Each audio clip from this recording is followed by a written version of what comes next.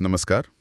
आज हमारे पास खेल, देश और दुनिया से जुड़ी कई दिलचस्प खबरें हैं जी। और कोशिश रहेगी कि इनमें जो खास बातें हैं उन पर थोड़ी गहराई से बात करें। बिल्कुल। तो चलिए शुरू करते हैं। मतलब मैदान से लेकर सरकारी नीतियों और अंतर्राष्ट्रीय गलियारों तक काफी कुछ चल रहा है। हाँ, बहुत कुछ। और हमारी कोशिश यही रहेगी कि इन अलग अलग खबरों के बीच का जो कनेक्शन है उसे समझें, देखें कि ये सब मिलकर क्या तस्वीर बना रहे हैं। ठीक है, तो खेल से ही उठाते हैं मामला। नीरज चोपड़ा। हाँ, नीरज चोपड़ा। बेंगलोर में पहली नीरज चोपड़ा क्लासिक जीत लिए। 86.18 मीटर का थ्रो। कमाल है। ये उनकी कंसिस्टेंसी दिखाता है, मतलब लगातार अच्छा प्रदर्शन। बिल्कुल। और खेल से ही एक और बड़ी खबर है ना? हाँ, वो महिला फुटबॉल टीम वाली। हाँ, भारतीय महिला फुटबॉल टीम ने मतलब 22 साल बाद एएफसी एशियन कप के लिए क्वालिफाई किया है। बहुत बड़ी बात है ये। थाईलैंड को 2-1 से हराया। और संगीता बासफोर के 2 गोल, वो तो निर्णायक रहे होंगे। जी बिल्कुल। ये महिला फुटबॉल के लिए वाकई एक मील का पत्थर है। सही कहा। अच्छा, आप वो देश के अंदर की तरफ देखें। गुजरात के आणंद में हाँ। देश का पहला सहकारी विश्वविद्यालय। हाँ, त्रिभुवन सहकारी विश्वविद्यालय। ये अपने आप में बहुत अनोखा कदम है। अनोखा कैसे? मतलब क्या खासा है इसमें? देखिए, ये सिर्फ एक यूनिवर्सिटी नहीं है। ये जो सहकारिता आंदोलन है ना, हाँ। जिसमें करीब 40 लाख कार्यकर्ता जुड़े हैं, उसको मजबूत करने की कोशिश है। अच्छा। यहाँ फोकस रहेगा policy making, data analysis, leadership development, इन सब पर। तो इसका असर काफी गहरा हो सकता है। मतलब जमीनी स्तर पर बदलाव लाने की कोशिश। बिल्कुल। और इसी तरह के विकास की बात करें तो तमिलनाडु के विरुधनगर में भी। हाँ, वो पीएम मित्र टेक्सटाइल पार्क। जी, करीब 1900 करोड़ का प्रोजेक्ट है। और उम्मीद है कि इससे 10,000 करोड़ का निवेश आएगा और नौकरियां भी। हाँ, करीब 1 लाख नौकरियों की उम्मीद है। ये मेक इन इंडिया का हिस्सा तो है ही। पर इसमें जो खास बात है वो है टेक्निकल टेक्सटाइल और सस्टेनेबिलिटी पर जोर। सस्टेनेबिलिटी जैसे कि जीरो लिक्विड डिस्चार्ज प्लांट, मतलब पानी को रिसाइकल करने पर फोकस। तो ये सिर्फ उत्पादन बढ़ाना नहीं है, बल्कि इंडस्ट्री को भविष्य के लिए तैयार करना है। सही बात है। अच्छा, इंफ्रास्ट्रक्चर में भी कुछ हुआ है वाहन चालकों के लिए? हाँ, एक राहत वाली खबर है। नेशनल हाईवे पर जो कुछ खास हिस्से हैं, जैसे सुरंग या पुल, जी। वहाँ टोल रेट 50% तक कम किए गए हैं। अरे वाह, ये तो बड़ी राहत है। हाँ, इसका सीधा असर जेब पर पड़ेगा। अब जो कैलकुलेशन होगी वो या तो स्ट्रक्चर की लंबाई या फिर सेक्शन की लंबाई, जो भी कम हो उस पर होगी। अच्छा। तो जो महंगे पुल या सुरंग वाले रूट हैं वो अब थोड़े सस्ते हो जाएंगे। ये अच्छी बात है।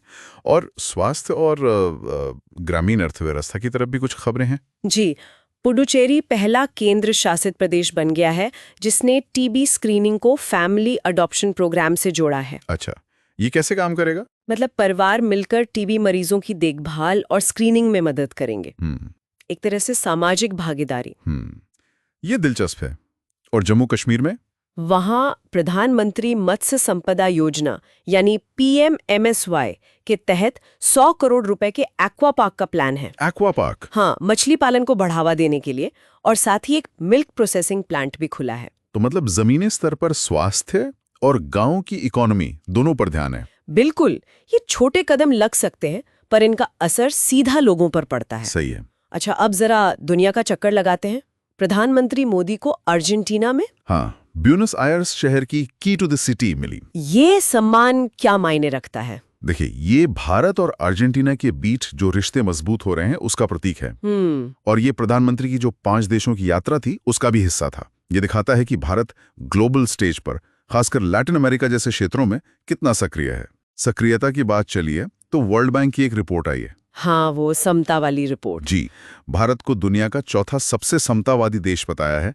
Gini index 25.5, Slovak Republic, Slovenia और बेलारूस के बाद।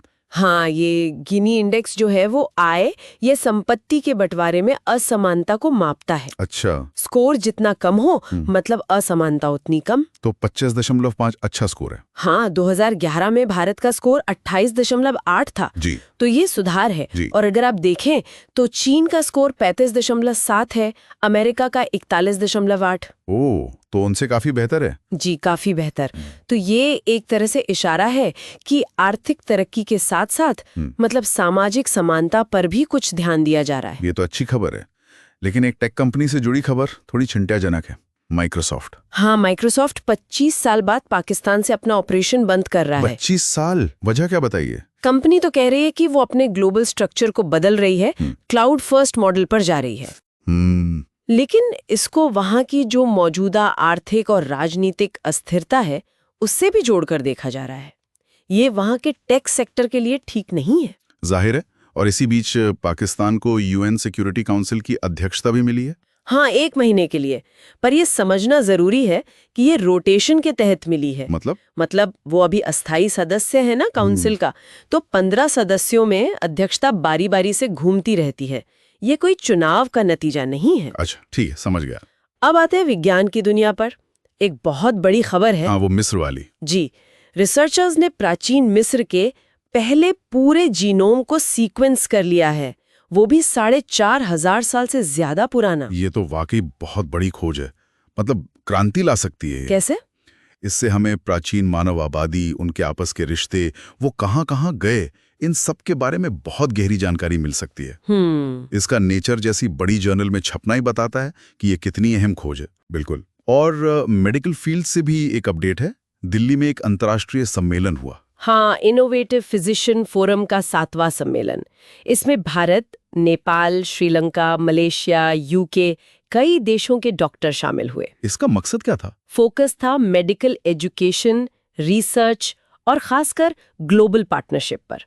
मतलब कैसे डॉक्टर मिलकर काम कर सकते हैं, नई चीजें सीख सकते हैं। तो ये आपसी सहयोग बढ़ाने के लिए जरूरी है। बहुत जरूरी। और आखिर में एक छोटी सी राजनीतिक खबर। जी। बिहार से। जी। लालू प्रसाद 13वीं बार आरजेडी के अध्यक्ष चुने गए हैं, निर्विरोध। अच्छा, ठीक है। तो आज हमने काफी सारी बातें की। खेल में जीत, देश में विकास के काम, आर्थिक बराबरी पर भारत की स्थिति, ग्लोबल डिप्लोमेसी, टेक जगत में बदलाव और विज्ञान की बड़ी खोजें। हाँ, काफी कुछ कवर किया। इन सबको एक साथ देखें तो क्या तस्वीर उभरती है? देखिए, एक तरफ तो ये साफ दिख रहा है कि देश के अंदर विकास और समानता पर फोकस है, नई परियोजनाएं, नीतियां। दूसरी तरफ भारत ग्लोबल मंच पर भी अपनी भूमिका को लेकर काफी सक्रिय है, चाहे वो डिप्लोमेसी हो या आर्थिक रैंकिंग में सुधार। सही। लेकिन यहाँ सोचने वाली बात यह है कि ये जो अलग अलग चीजें हो रही हैं, आर्थिक, सामाजिक, तकनीकी, वैज्ञानिक, कूटनीतिक, ये सब एक दूसरे को कैसे प्रभावित कर रही हैं और भविष्य में ये सब मिलकर भारत और दुनिया को किस दिशा में ले जाएंगी, ये सवाल अहम है।